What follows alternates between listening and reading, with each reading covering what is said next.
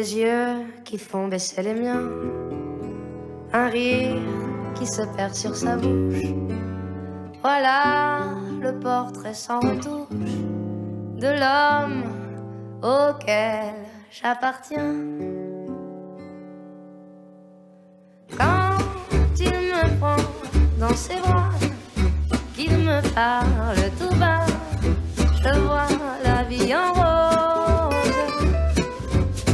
Il me dit des mots d'amour, des mots de tous les jours, mais moi, ça fait quelque chose.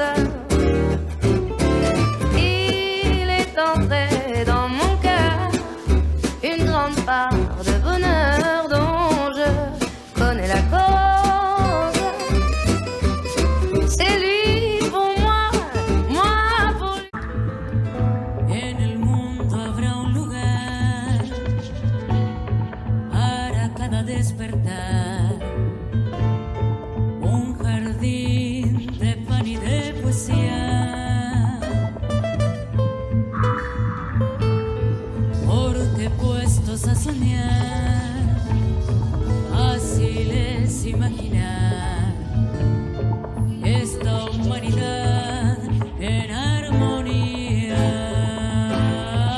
Le Paris.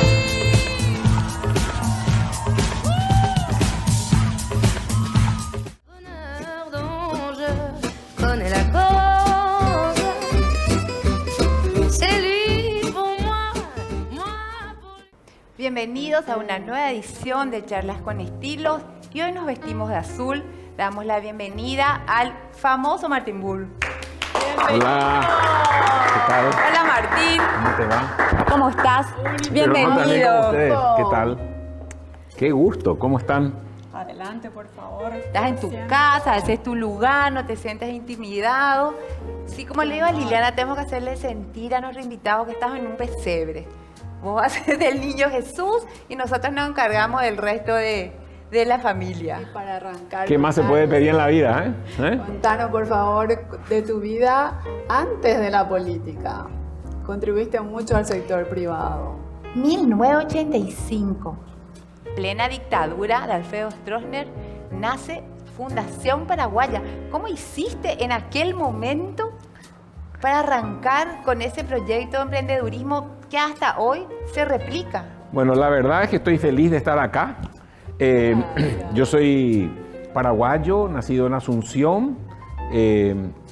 Cuando terminé el colegio me fui al cuartel, a Mariscal Estigarribia, como soldado raso. Y después de terminar el cuartel, las Fuerzas Armadas de la Nación me eligieron para ser el primer soldado paraguayo a ir a la Academia Militar de West Point en Estados Unidos. Todo muy bien, salí mejor soldado de la infantería paraguaya y cuando me estaba por subir el avión, ¡pum!, me pararon. ¿Qué? Me pararon. Me manda a llamar el general Stroessner y me dice su currículum está incompleto. A su orden, mi general, que falta la afiliación de sus padres y de sus abuelos por el lado paterno y materno. Y entonces ahí se acabó mi beca. ¿De qué año estamos hablando, Martín? 75. Después de eso pasó el tiempo y conseguí otra beca y me fui a Estados Unidos, estudié allá y cuando estaba por venir me enamoré de una americana. ¿A Dorothy? Y entonces nos casamos y vinimos. Y cuando llegué acá, me pidieron del gobierno que elabore el primer Plan Nacional de Alcoholes Carburantes. De lo que es hoy la planta de Stroche y todo ese. Y después me dijeron, bueno, ahora queremos que se afilie al Partido Colorado. Y yo le dije, ¿En qué año sería eso? 83, cuando vine recién. Entonces, mediante que no podía trabajar por ser liberal, de familia democrática, amante de la libertad, es que armé la Fundación Paraguaya. Entonces, es un esfuerzo de apoyar a la gente que quiere trabajar para salir adelante. Y comencé con las chiperas del centro de Asunción, con las vendedoras de remedio Yuyo, apostando a que ellas también son parte del sector privado en el Paraguay. Claro. Porque la gente cree que el sector privado en el Paraguay está constituido solamente por los grandes empresarios, pero está la emprendedora y los emprendedores que son también parte del sector privado, impulsados por la iniciativa privada, impulsados por las ganas de superación.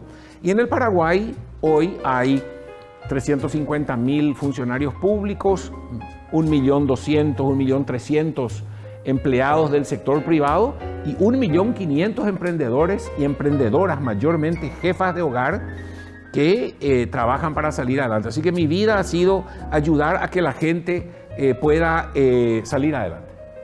Pero la Fundación Paraguaya no es tu único aporte para que los paraguayos salgan adelante. También nos enteramos por ahí que sos cofundador de la prestigiosa Moisés Bertoni. Sí, eso fue, la Fundación Bertoni está basada en la Fundación Paraguaya. Y ahí es donde decidimos impulsar la creación y la protección de la reserva del Maracayú. Creamos la reserva del Maracayú y nos sentimos tristes y contentos. Contentos porque hicimos la mejor reserva en el Paraguay y tristes porque el gobierno no quiso copiar el modelo y hoy en día las reservas manejadas por el gobierno nacional están todas devastadas. Entonces se demostró que un grupo de ciudadanos de la sociedad civil pueden salvar el bosque y hoy tenemos más de 65.000 hectáreas protegidas en perpetuidad y ahora estamos con una excelente noticia. Contanos, que nosotros queremos contar noticias positivas, noticias buenas que muestren ese Paraguay que todos queremos conocer.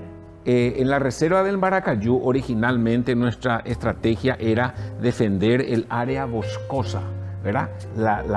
El bosque propiamente dicho, con una estrategia de mantener a la gente alejada para que no se deprede y también con guardaparques. Después de haber hecho la Escuela Agrícola de Cerrito, impulsamos una escuela de señoritas indígenas, campesinas, brasiguayas, para no solamente proteger el bosque, sino la biosfera.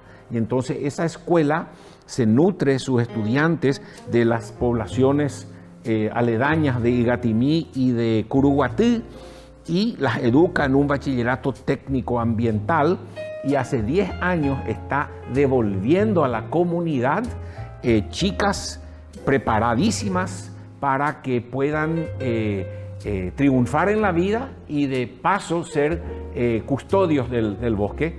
Y ayer de tarde en La Haya, en Holanda, una graduada de nuestra escuela que se llama Adriana Alegre ganó el premio mundial al emprendedurismo juvenil ecológico por una iniciativa que están haciendo ya ellas, las graduadas de nuestra escuela de Maracayú, en Villarrica como estudiantes universitarias, tomando hortalizas que se están por tirar del mercado de Villarrica y haciendo mermeladas de tomate y de locote, venden eso, con eso se mantienen en la universidad. Martín, pero ese es el Paraguay con el que todos soñamos, el que todos anhelamos, claro, ¿verdad? Claro. Estabas hablando de tus escuelas y quiero que me cuentes cómo nace la Escuela Agrícola San Francisco y cómo lograste replicar eso en tantos países en el mundo, llegando a la lejana Tanzania, por ejemplo. ¿Cómo llega la Escuela Agrícola de San Francisco a Tanzania?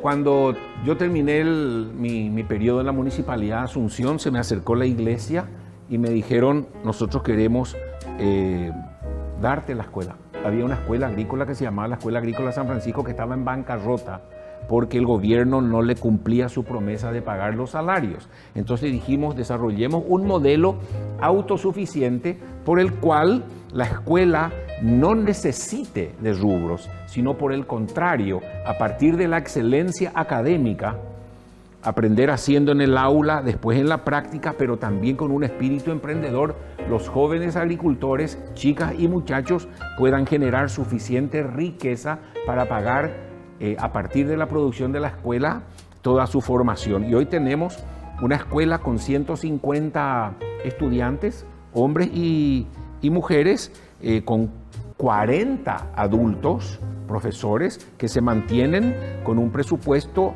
de 4.500 millones de guaraníes, unos $700.000 que se producen adentro del campus. ¿Y cómo llegaste a Tanzania, Martín? Y nos empezaron a visitar de todo el mundo, nos empezaron a visitar de Brasil, de Sudáfrica, de Nigeria, de la India, de Centroamérica, con un modelo por el modelo de la autosuficiencia.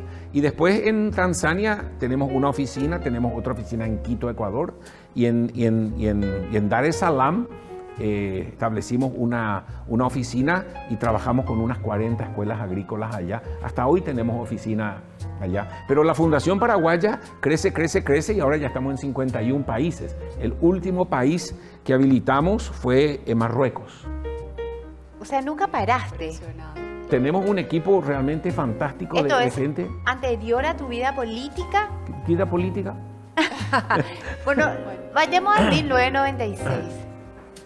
Liliana y yo éramos unas nobles funcionarias electorales. Nuestra primera elección fue la intendencia de aquel año, y obviamente nuestra condición de citadinas nos tocó más de cerca la campaña municipal de Asunción. O sea, para nosotros fue una experiencia que nos marcó porque fue la primera elección en la que trabajamos. O sea que nos conocemos hace un poco de tiempo, Martín. Mira, no sé,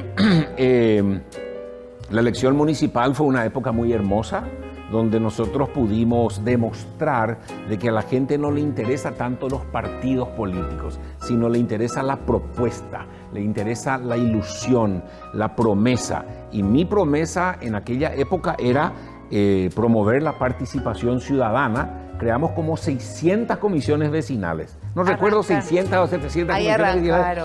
Y ahí realmente con toda la gente co-construimos la ciudad. Porque hay que reconocer de que en la cultura paraguaya, cuando le regalas todo al paraguayo, no aprovecha, no tiene un sentido de pertenencia. Entonces hay que encontrar mecanismos de coparticipación y de co-construcción.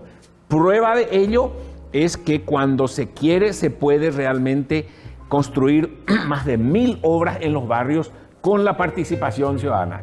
Y prueba de ello también es que cuando no le incorporas a la gente, te explota en la cara, como por ejemplo el Plan Nacional de Transformación Educativa.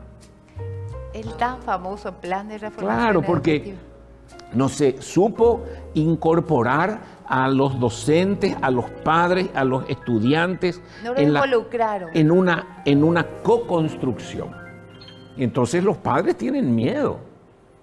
Pero ese es un tema de la educación. La otra cosa de la educación es que las aulas se caen. No menos importante el continente que el contenido, ¿eh? Correcto, entonces en tu casa, en mi casa, en la casa acá de la persona que está filmando este programa, cuando llueve fuerte en Paraguay, a veces hay goteras. Ahí. ¿Ok? Y todos los paraguayos lo que hacemos es cuando hay goteras, arreglamos las goteras, menos en las escuelas públicas. ¿Por qué? Porque las escuelas públicas no le pertenecen a los padres, le pertenecen al Estado. Y cuando es de todos, no es de nadie. Entonces, mi sueño es hacer un programa participativo, cambiar el modelo del sistema del Ministerio de Educación e incorporar a los padres dentro de el currículum, la pedagogía, la evaluación de aprendizaje y la coparticipación de la gestión educativa. Eso se ha hecho en muchos países y yo creo que con mucho lo podemos hacer también acá en Paraguay. Y en poco tiempo ya se puede ver que tenemos aquí a un precandidato de lujo. Así que contanos, por favor, ¿qué tal te va en la concertación? Pero muy bien, realmente tenemos una oportunidad. Objetivamente hablando, este gobierno ya provoca la fatiga. Se ha robado en pandemia, importaron tapabocas de oro, agua tónica como remedio. Entonces eso ya como que culmina un proceso y la población de Paraguay está lista para una nueva etapa. Hay propuestas que son más de lo mismo, política, o propuestas que son diferentes. La vieja política en el Paraguay es él es tan cosa, él es corrupto, no, él es más corrupto, no, él estuvo con ella, no, ella estuvo, no, hablan de personas. Esa es la vieja política. La nueva política de programas para que la gente pueda salir adelante. Cuando vos escuchás a un político hablar mal del otro, es más de lo mismo. Aquí todo el mundo se está peleando en que Cartes esto, Efraín Alegre y otro. No, no, no, no, no. ¿Qué vamos a hacer para que no haya deserción escolar en el Paraguay? Porque de cada 10 criaturas que entran a la escuela, solamente 4 llegan a terminar el colegio. Ese es el problema. El problema de Paraguay. Ahí me recordaste algo. ¿Qué vamos a hacer para que haya menos pobres? ¿Podemos aplicar el semáforo? Claro que sí, absolutamente. Nosotros tenemos que tener una clara concepción de cómo funciona la sociedad paraguaya. La sociedad paraguaya funciona en función a hogares y familias. No somos un país de 7,5 millones de habitantes. Somos un país de 1.800.000 familias. Y tenemos, debido a que ahora hay tecnología accesible, la capacidad y la posibilidad de llegar familia por familia, casa por casa.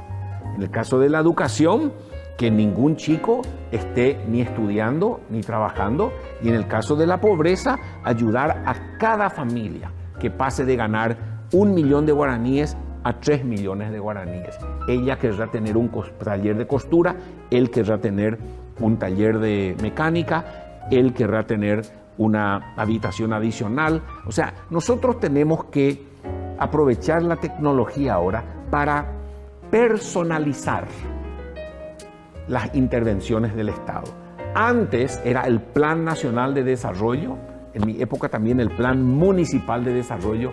Hoy en día, escúchame bien, podemos tener 1.800.000 planes familiares para salir adelante. Yo ya lo estoy haciendo en Paraguay, en toda América Latina, en África, en Asia. Tenemos una oficina en Chicago que lo está haciendo, tenemos otra oficina en Londres, en Quito, Ecuador, como te mencioné. Entonces, hoy en día nosotros tenemos que animarnos, primero a cambiarnos nosotros mismos. El cambio comienza con uno y posteriormente inspirar a la gente a que podemos salir adelante. Nos merecemos salir adelante. Por supuesto. Y hablando de políticas, Martín, ¿qué diferencia sustancial encontrás entre la concertación de hoy y la Alianza para el Cambio que hizo posible la llegada de Fernando Lugo a la presidencia? Interesante la pregunta. Yo creo que es una iniciativa de juntarnos todos. Yo creo que la concertación es, fíjate que están los mismos actores. Por eso. Entonces yo creo que ambos han aprendido de los errores y creemos que se puede realmente llegar a una construcción interesante. Pero tenemos que superar el personalismo, no hablar de personas, sino de programas, ¿verdad? ¿Qué tipo de programa de salud? ¿Qué tipo de programa de educación? Porque como dice mi amigo Eduardo Nakayama, si vamos a cambiar media docena por 6, no vale nada. Así mismo.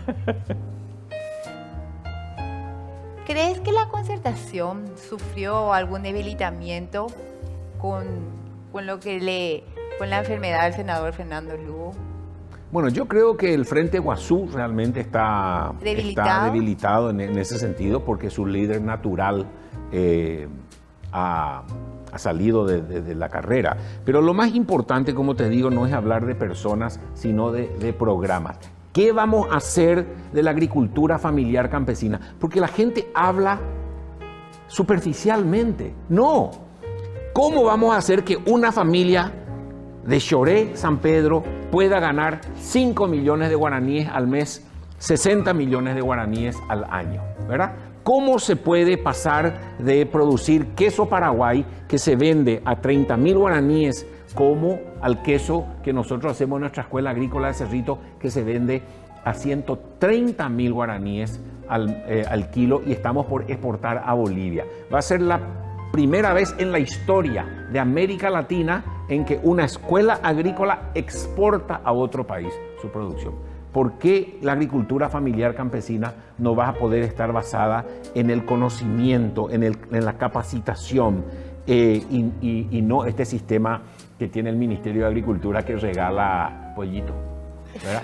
Y el problema de, como dice la Biblia, si vos le regalás pescado a una persona, comerá un día, y si le enseñás a pescar, comerá toda la vida. Entonces vos tenés que decir, ¿por qué esta gente insiste en no capacitar a las familias agricultoras para generar ingresos? ¿Por qué insisten en el asistencialismo, en los subsidios y no en el crecimiento económico de las familias para que puedan ser libres e independientes?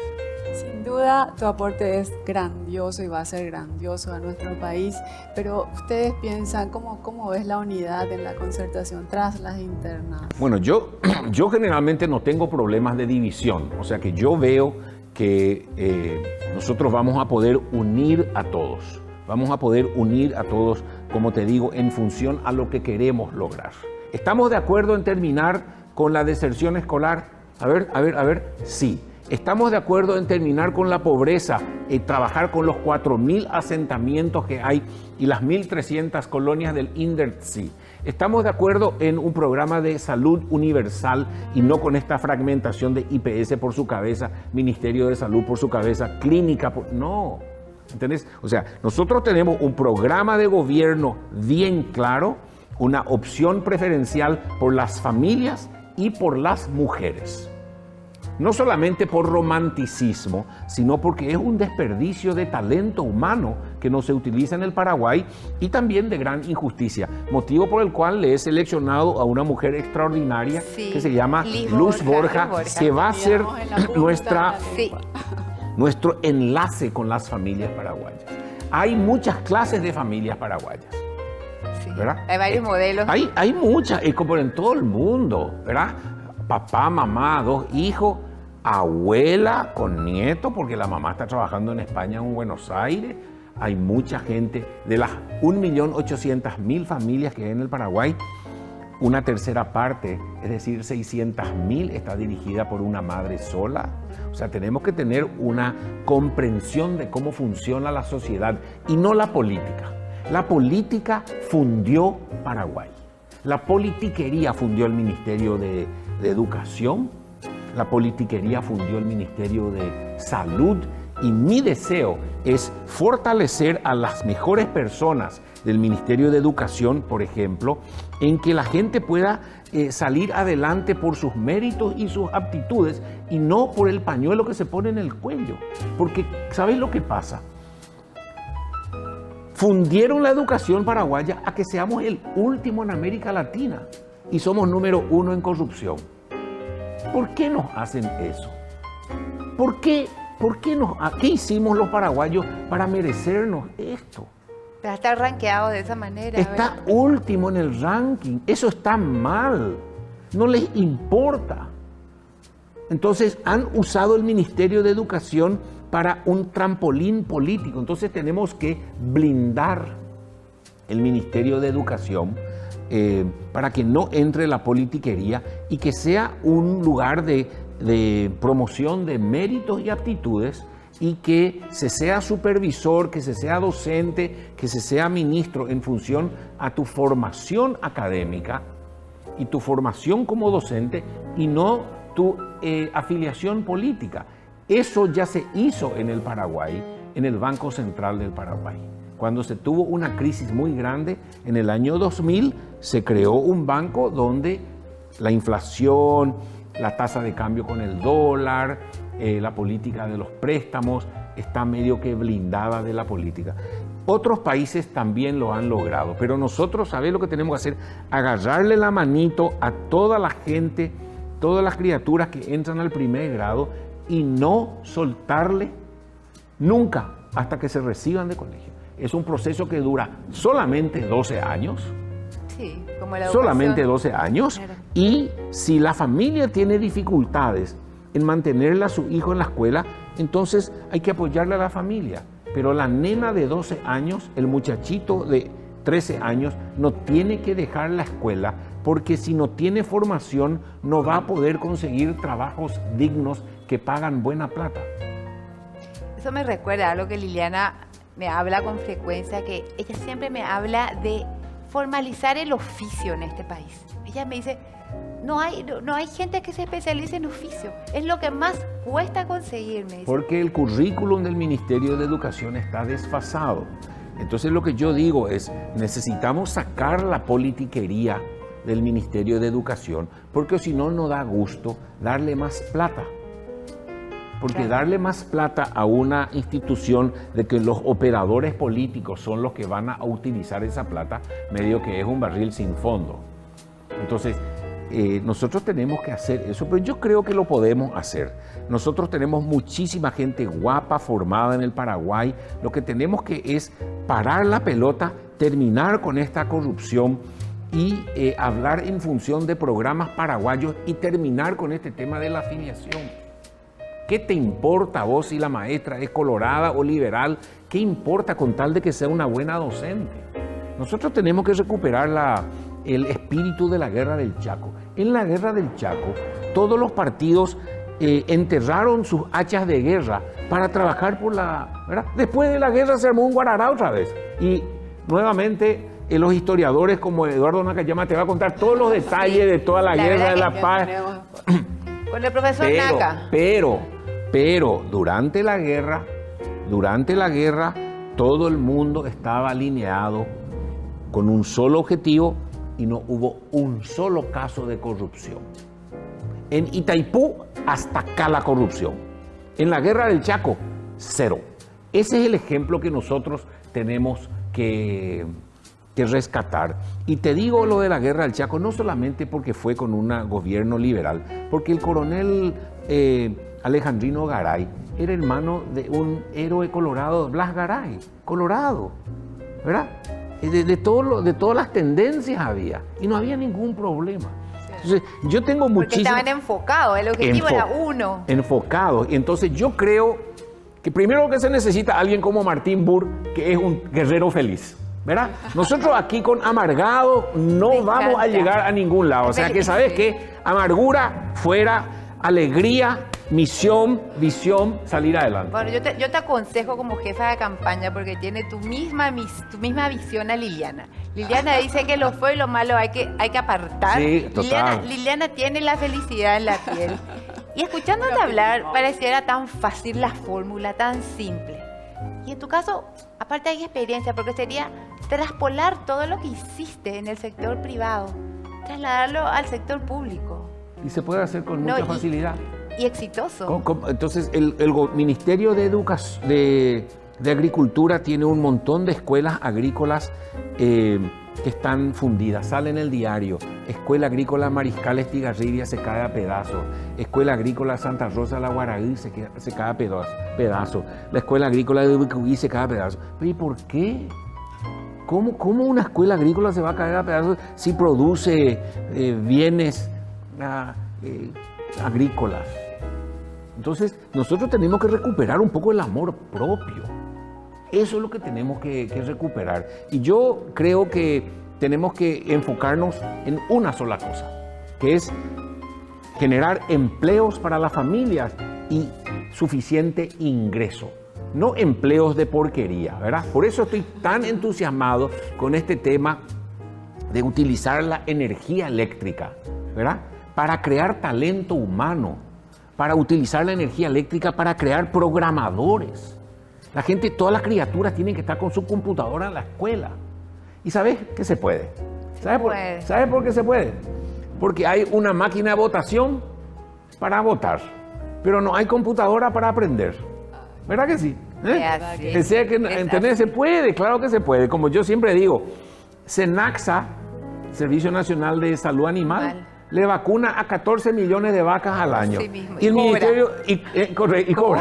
Ministerio de Salud no le puede vacunar a 7 millones de seres humanos. Entonces, ¿sabes qué? Vamos a ponernos la camiseta tricolor, vamos a sacarnos la mala onda, vamos a mirar al objetivo y vamos a trabajar con las familias, con las amas de casa, con los papás, para sacar este país adelante, cada uno con su proyecto familiar para salir adelante.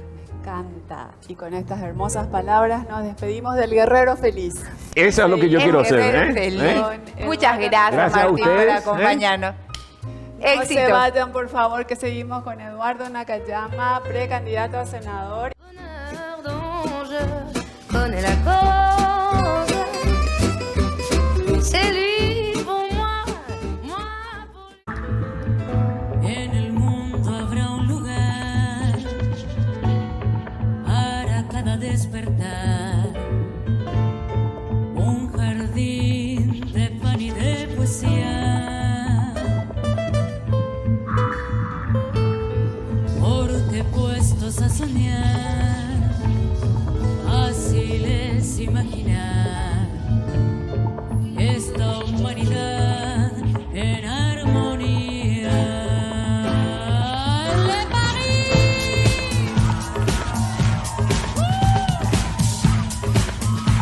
Bonheur dont je connais la cause. C'est lui pour moi, moi pour lui. Tenemos el honor de presentar a Eduardo Nakayama, precandidato a senador por el Partido Liberal. ¡Bienvenido! Hola Edu, bienvenido. ¿Cómo estás? ¿Qué tal, Rocío? ¿Cómo te va? ¡Qué gusto ¿Qué tal, Lili? ¿Cómo te tenerte! va? Un gusto estar en medio de estas dos bellas e inteligentes mujeres. ¡Qué placer para nosotros! Me encanta lo primero, pero me seduce lo segundo, porque una vez me dijo el doctor Guillermo Caballero Vargas, ser linda es importante, pero linda e inteligente es peligroso. Nunca me voy a olvidar de eso. Hace mucho No, tiempo en la facultad. Y dicen también, bueno, la belleza atrae, pero la inteligencia enamora. Amén. Y qué placer tener a alguien tan culto que ingresa a la política. Dios mío, qué falta nos hacía realmente gente como vos, querido. Muchas gracias, Liliana. Para mí realmente es un honor estar compartiendo con ustedes, con toda la teleaudiencia, porque sé que es un programa muy visto. Yo les comentaba fuera de cámaras que me enteré en encarnación del programa de ustedes, que se ve muchísimo. Y bueno, entonces lo que podamos aportar, sobre todo también para que la gente pueda conocer un poco más de nuestra vida, lo que hacemos, lo que no hacemos. Me parece que es muy importante que veamos distintas facetas que tenemos cada uno de nosotros, que de alguna forma u otra nos metemos también en la vida pública, ¿verdad? Y de eso se trata. Queremos enfocar quién es el personaje o la persona detrás del candidato, porque para la presentación de plataformas o campañas electorales hay muchos programas, pero nosotros queremos mostrarle a nuestro público quién es Eduardo Nakayama. Eduardo Hirohito Nakayama Rojas. Me mata lo de Hirohito. Contame, Edu, ¿de dónde Contanos, viene? por favor, ese nombre. Bueno, el nombre es en alusión al entonces emperador del Japón, Hirohito, quien estaba ya al frente del Japón en la Segunda Guerra Mundial o durante la Segunda Guerra Mundial, pero en ese tiempo una junta militar era la que comandaba prácticamente el Japón, ¿verdad? Entonces él tuvo un protagonismo muy importante en el sentido de que fue el que leyó la rendición del Japón y de esa manera terminó la Segunda Guerra Mundial oficialmente. Y a partir de allí él se abocó a la reconstrucción del Japón, tornándola nuevamente una potencia mundial, como es hoy, ¿verdad? Una potencia económica en todos los órdenes. Y bueno, entonces en ese tiempo Hirohito era muy famoso en el mundo y mi mamá me puso el nombre en honor a él. También mi primer nombre, Eduardo, en honor a un rey de Inglaterra. Entonces me dijo, mamá, no sabía yo qué iba a hacer si vos nacías varón, porque nosotros pensábamos que hoy iba a ser nena. O sea, increíble, porque tengo un hermano mayor que es varón, ella tenía incluso nombre, iba a llamarme María Matsu, era en honor a mi abuela Matsu. Y finalmente, bueno, dice que el doctor Ifrán cuando me sacó dijo, es un varonazo. Entonces allí ya mamá tenía previsto el nombre que me iba a poner, Eduardo Hirohito. O sea, esos dos nombres tienen un compromiso, o sea, tenés un compromiso muy grande y capaz hasta haya sido visionario, Eduardo. Y ¿A andá, vos ¿sabes? dónde te toca reconstruir qué? Y verdad que sí, uno nunca sabe lo que le depara el futuro, pero creo que nosotros también somos de alguna manera obreros del futuro, en el sentido de que lo que hacemos es lo que el día de mañana vamos a tener. Nosotros no podemos pensar en tener mañana una linda casa como tiene usted, una hermosa casa, si no trabajamos, ¿verdad? Hay que trabajar para obtener la casa, no es que pensando simplemente pero ahí quedándonos con los brazos cruzados vamos a obtener lo que queremos. Hay que luchar para eso. Ojalá enseñes eso, por favor.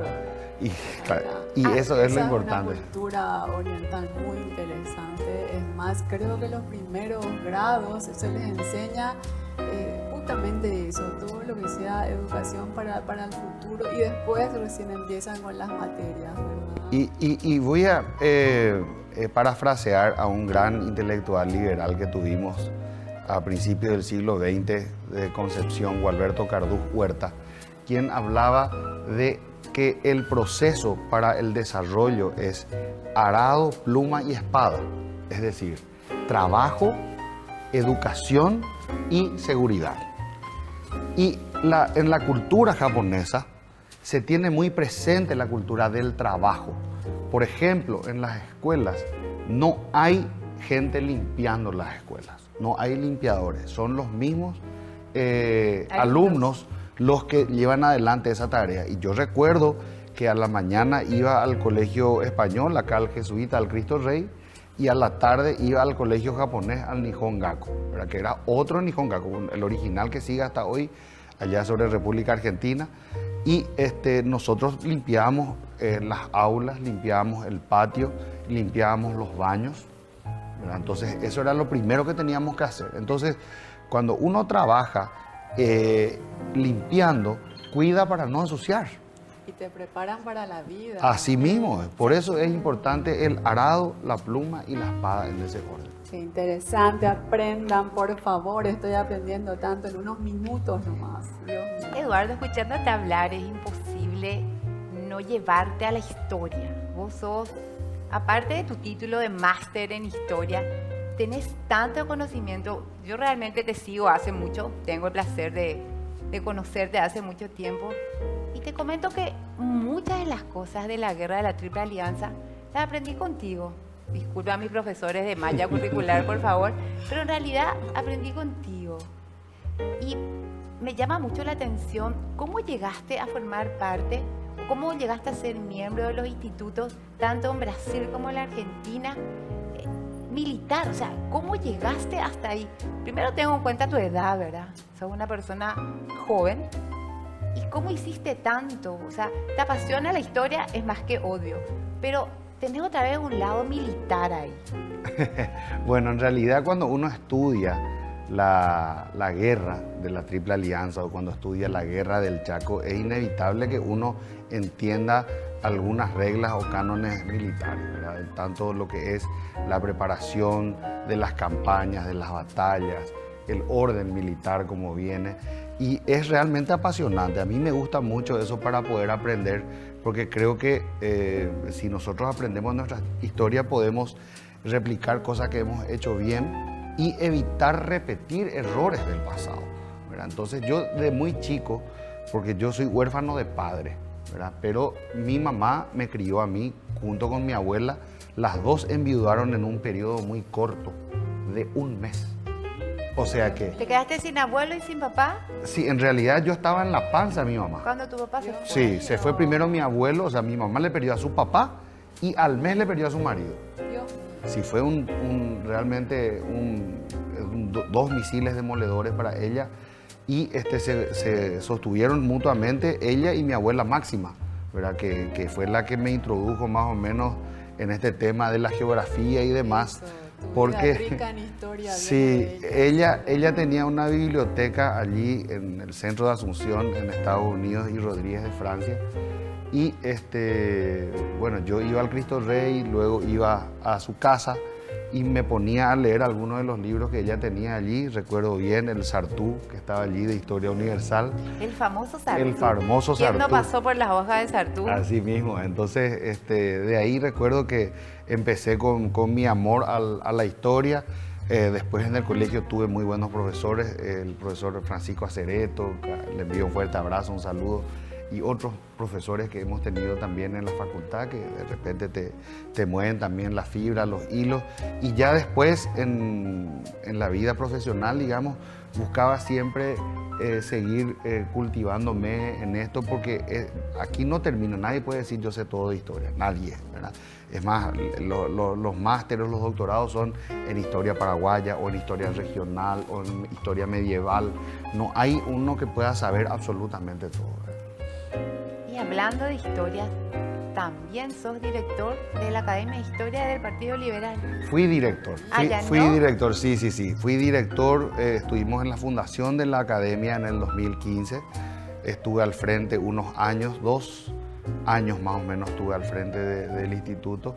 Pero posteriormente, cuando tuve mi primera candidatura, pensé que no era compatible llevar la dirección de la Academia del Partido y mi candidatura, y por ese motivo renuncié a la dirección. Sigo perteneciendo a la Academia Liberal de Historia, pero ella está ahora en manos de Claudio Fuentes Armadanz, que es un gran historiador también paraguayo, y bueno, siempre estamos también tratando de colaborar con algo en eso, ¿verdad? O sea, tu militancia es conocida, pero ¿cuándo arranca tus aspiraciones a la candidatura? Recuerdo que la primera fue al directorio. La primera fue, sí, así mismo.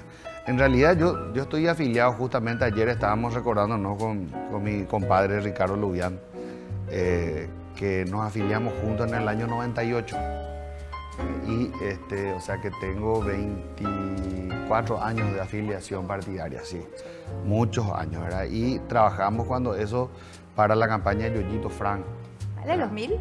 En el 2000, sí, trabajamos para Yoyito, porque teníamos un parentesco con él también político. Entonces, después, a partir de allí, mi colaboración con el partido, digamos, fue más bien académica siempre, ¿verdad? Se limitaba más a dar algunas charlas de capacitación y hasta allí, ¿verdad? Pero posterior a eso, cuando sentí de alguna forma que había que iniciar un proceso de renovación partidaria, me metí de lleno. Ayer hablábamos con Pancho Peroni de esa primera incursión en la... Renovación, ahí viene el nombre de tu movimiento. Claro, Renovación Azul, ¿verdad? Porque es la renovación dentro del Partido Liberal, entonces Renovación Azul. Tengo la R marcada. Sí, y eso es obra de Celeste. De Celeste Prieto, le mandamos un saludo a la brillante de Celeste Ella es la Prieto. genia. La verdad, muy capaz. Sí. Y aparte... Me impactó, por favor, necesito que me cuentes lo de la intendencia. Porque una cantidad inmensa de votos que tuviste, por favor. Realmente, Liliana, fue algo para nosotros de un punto de vista triste, porque lógicamente fue un revés, una derrota, ¿verdad? Pero no toda derrota en la política es definitiva, ni toda victoria tampoco es definitiva. Fue una campaña limpia, fue una campaña austera, fue una campaña corta. Fue una campaña en la cual no hemos pegado un solo afiche en ninguna columna, no hemos puesto ningún pasacalle, no hemos pintado ninguna pared, ¿verdad? Y con todo eso hemos llegado al electorado asunceno, ganamos en muchísimos colegios electorales, la diferencia fue muy pequeña, fue del 4%, y de acuerdo a lo que hemos hablado con el equipo posterior a la elección, lo que faltaba fue un poquitito más de conocimiento de mi candidatura, ¿verdad? Porque llegamos nosotros con un nivel de conocimiento del 75%, mientras que el adversario tenía 98,5%. Era una persona ya de muchos años, estaba en el cargo, ya había tenido televisión y demás. Y yo venía, si bien en el ámbito académico o dentro de mi partido se nos conocía, Rocío, ya teníamos una relación de muchos años y demás, o algunos que me seguían por temas de historia, eso no le llega a toda la gente, ¿verdad? Para llegarle a la masa popular, uno tiene que hacer un esfuerzo mayor, ya sea en publicidad, en televisión, en radio, medios masivos, ¿verdad? Y lo hicimos. En la ciudad también. Claro, y nosotros no necesitamos apelar a eso, Liliana, ¿verdad? Hicimos una campaña buena a través de redes sociales, utilizando TikTok, Twitter, WhatsApp. Recordamos a la sandía. Sí, a la sandía y a la espada. Tuvimos... Que te volvió conocido a nivel país. Y sí, no, y eso es lo que siempre dicen los campañólogos, ¿verdad? Uno necesita que se instale la candidatura o la figura, ¿verdad? Hay veces que hay gente que te va a hablar bien, a otra gente no le va a gustar, pero lo importante es que se hable, ¿verdad? Y una vez que eso se instala, ya posteriormente, una vez que la gente te conoce, te puede escoger y finalmente votar, ¿verdad? Ese es el proceso del voto. Me contaron que despertaste un gran fervor en Alto Paraná, que la gente se tiraba, por favor, que había una euforia impresionante al verte, o sea, no es solo Asunción. Vos sabés, Lili, que yo estoy muy contento con el resultado de la campaña desde el punto de vista del conocimiento que llegamos a hacer, porque Asunción es como una caja de resonancia, es decir, lo que uno hace aquí en la capital repercute a nivel nacional. Entonces, cuando yo inicié inmediatamente después de terminada la elección mi gira a nivel nacional, yo sentía ese cariño de la gente, ¿verdad? Inicié las giras primero por Misiones, fui por San Patricio, fui por Ayolas, posteriormente fui a Encarnación, después fui acá a Zapá, Alto Paraná, y era impresionante. En Itapúa, sí. El fervor que partí. Y también me contaban en Itapúa lo bien que te fue en Alto Paraná, imagínate. Así y no mismo. En Encarnación, en un distrito. ¿verdad? Sí, totalmente, ¿verdad? Y ahora estamos, justamente mañana estoy yendo de vuelta al sur. Voy a estar por allá haciendo unas recorridas, tanto por la zona de Encarnación, Cambuiretá, como también después en el nordeste del departamento. Entonces les doy un saludo cordial a todos los amigos de Itapúa y vamos a estar caminando con ellos en breve. Pero te tocó arrancar con el electorado más sensible que es Asunción. Convengamos que no sé si es diferente, pero tiene características propias. Hacer campaña en Asunción es costosa, probablemente sea la más costosa de todas, ¿verdad? Y la interna liberal en Asunción es generalmente sangrienta, se marca fuego en esa interna. Y ahí pasó algo muy interesante, Rocío y Lili, porque es tal cual como vos estás comentando, Rocío. O sea, las dos tienen muchos años de experiencia en el tema y saben que Capital es un bastión muy difícil, ¿verdad? Sobre todo en la interna. En la interna. Porque hay un costo muy elevado que uno tiene que pagar. Pero por suerte nosotros hemos logrado llevar una conversación sana con la dirigencia capitalina y sobre todo con los demás precandidatos, principalmente con Guillermo Cortés, a quien envío un fuerte abrazo, Willy. un saludo también a Willy. Hoy él está como precandidato también al Senado por otra lista, pero tenemos siempre el cariño y el respeto de siempre. Y él tuvo una grandeza, era moral y política, al declinar su candidatura y apoyar la mía. Y a partir de allí iniciamos también otro proceso de construcción en el seno de la oposición, donde teníamos que buscar alianzas con los demás partidos, principalmente con Patria Querida, que tenía un electorado ya presente, digamos, aquí en Asunción, y logramos capitalizar eso con ellos, luego con las demás fuerzas políticas también, con la alianza del Encuentro Nacional y otras más, y finalmente logramos ir a esa elección no con el nivel óptimo de conocimiento que hubiésemos querido.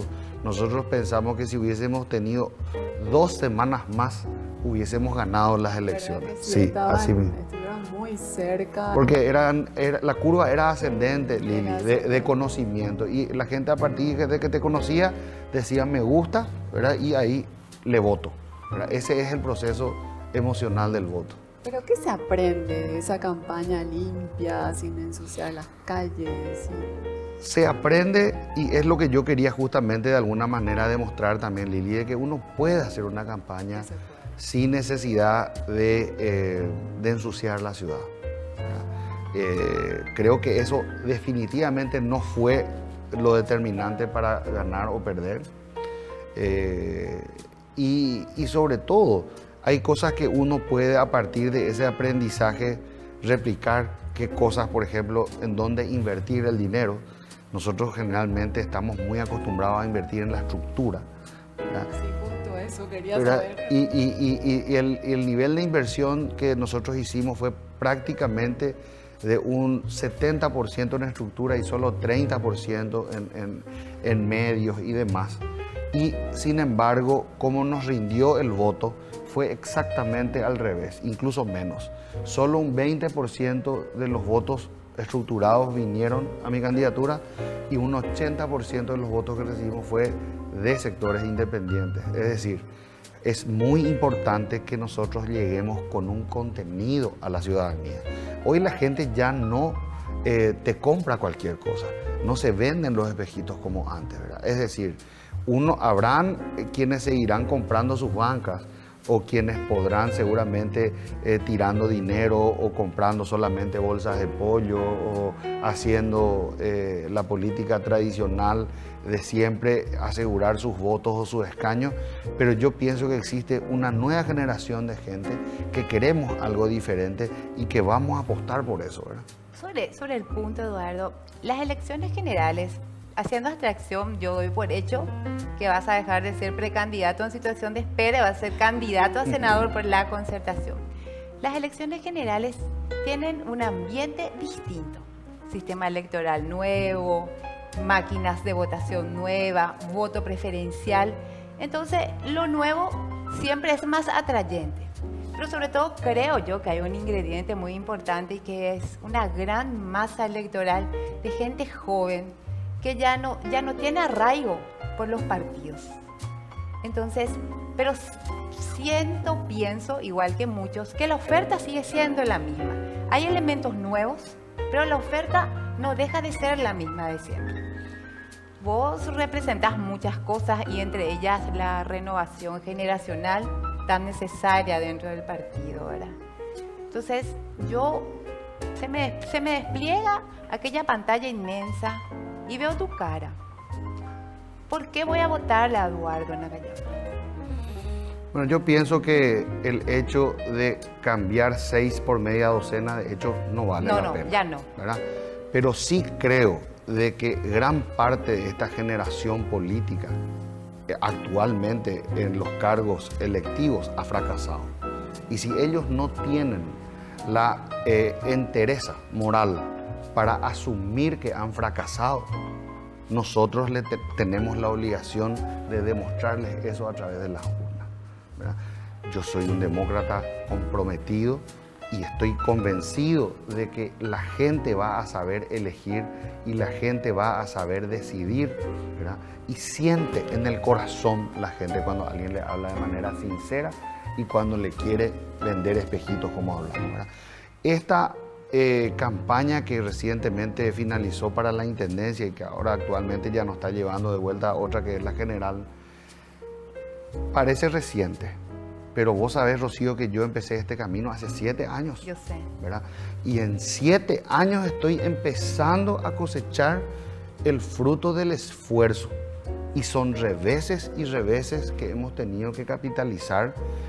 Fueron horas, días, semanas, meses y años que uno ha perdido de tiempo con la familia, con los amigos, ¿verdad? De cosas que uno podía haber hecho y no pudo hacer, de planes y proyectos familiares, económicos y demás, porque este es un desgaste en todos los sentidos. Te desgasta económicamente, físicamente, laboralmente muchas veces. Socialmente también, ¿verdad? O sea que en muchos sentidos es muy complicado, ¿verdad? Y como decía el doctor Eusebio Ayala, el cargo que uno ocupa, si realmente lo toma con la debida responsabilidad que merece, no es un cargo, es una carga pública. ¿Y qué te dice la gente en el país cuando estás recorriendo? ¿Qué te piden? La gente dice, Naka, no queremos que nos defraudes, no queremos que llegues y seas lo mismo de lo que nosotros estamos acostumbrados a ver.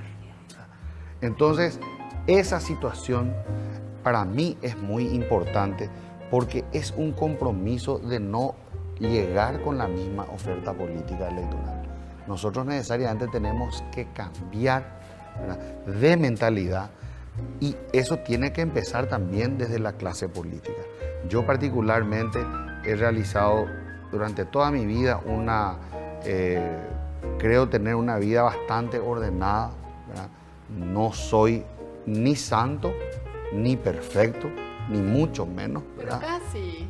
Pero no, Casi, de una vida ninguna. ejemplar. No, pero sí me he esforzado mucho para tratar de llegar a lo que estamos consiguiendo como equipo. Y quiero mencionar eso porque acá no es Eduardo Nakayama. Eduardo Nakayama es quizás la figura visible, pero existe un enorme esfuerzo colectivo realizado por un grupo de personas, ¿verdad?, que ha logrado instalar esta figura y ha logrado instalar la idea de la renovación política, ¿verdad? Entonces yo me comprometo con la gente, con el pueblo, con mi gente, con todos los paraguayos, independientemente del color o la afiliación política que tengan, porque ahora me van a poder votar solo los liberales, pero después me van a poder votar todos.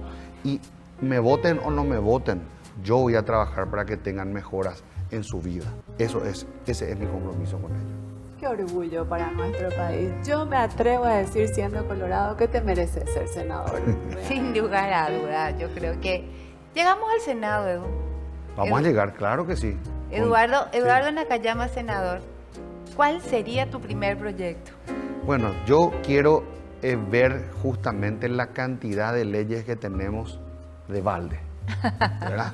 Porque acá la gente te dice cuántos proyectos vas a presentar. Yo creo que nosotros tenemos que hacer eliminar leyes, ¿verdad? Tenemos un compendio imposible, ¿verdad?, de leyes que ya nadie entiende, muchas de ellas son contradictorias incluso, ¿verdad? Y nosotros tenemos que simplificar la vida de la gente, ¿verdad? Yo apuesto como liberal de pensamiento también a un achicamiento del Estado, ¿verdad?, desde el punto de vista de la eficiencia que tiene que tener. No estoy hablando de ninguna manera de que nosotros no tenemos que mejorar la educación. En todos los sentidos tenemos que mejorar. Tenemos que mejorar la salud pública y tenemos que mejorar la justicia. Esos tres proyectos yo tengo en primer lugar, ¿verdad? Porque la justicia, y ahí empiezo por lo más importante en este caso, está hoy en el lugar 138 de 141 países del mundo, el Paraguay, Estamos... en independencia de la justicia. La justicia paraguaya no es independiente, eso está absolutamente comprobado, ¿verdad? Porque se utiliza el viejo adagio que te dice: a mis amigos todo, a mis enemigos nada y a los indiferentes la ley, ¿verdad? Entonces nosotros tenemos que trabajar para que haya justicia. Si existe justicia, se le va a castigar a los corruptos. No vamos a tener la impunidad que hoy tenemos, ¿verdad? Y a partir de allí vamos a poder mejorar la salud, la educación, que son proyectos absolutamente liberales. Qué realidad más lacerante para los que amamos la carrera del derecho, ¿verdad? Lo que acabas de decir. Pero es la realidad, es así. Así mismo, y tenemos que trabajar para cambiar, porque como decíamos, todo lo que nosotros pensamos, la idea, ¿verdad?, se tiene que plasmar posteriormente en algo concreto, ¿verdad? Se tiene que materializar, ¿verdad? Entonces, para que nosotros la idea la materialicemos, tenemos que hacer un trabajo que nos lleve y nos permita, ¿verdad?, a alcanzar ese objetivo. Sos un genio total, así que muchísimas gracias por visitarnos, te esperamos pronto, éxito, muchísimo éxito y lo vas a tener. Muchísimas gracias Lili, muchísimas gracias mi querida Rocío, hermosa Darmani, ¿verdad? Y, Gracias por acompañarnos. Gracias. Bonheur dont je connais la cause, c'est lui pour moi, moi pour lui. En el mundo habrá un lugar para cada despertar.